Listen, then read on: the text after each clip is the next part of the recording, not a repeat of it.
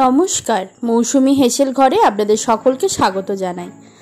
আশা করছি আপনারা সবাই ভালো আছেন। আজকে আপনাদের সঙ্গে একটা অসাধারণ নিরামিষ রেসিপি শেয়ার করব, পটল পোস্ত।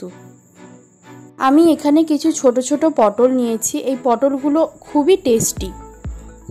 এই রেসিপিটির জন্য যে যে উপকরণগুলি লাগছে: টমেটো, কাঁচা লঙ্কা, পোস্ত, হলুদ, নুন আর পটল।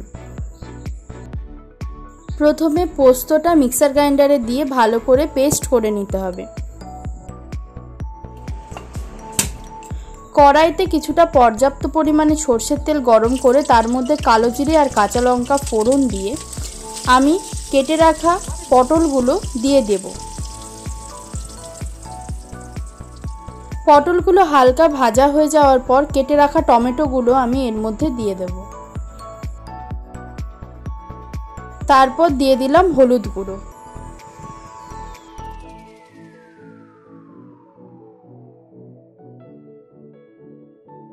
তারপর আগে থেকে বেটে রাখা পোস্তটা ভালো করে দিয়ে নেড়েচেড়ে নিলাম।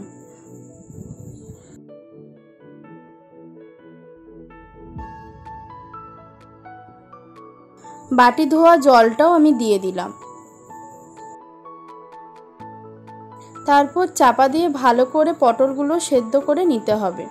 পটল সেদ্ধ হয়ে যাওয়ার পর জল শুকিয়ে গেলে উপর থেকে কিছুটা কাঁচা সর্ষের তেল আমি দিয়ে দেব।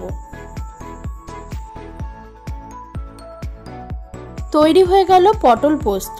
রেসিপিটা অত্যন্ত টেস্টি। আপনারা অবশ্যই বাড়িতে একবার বানিয়ে আমাকে জানাবেন কেমন লেগেছে আপনাদের।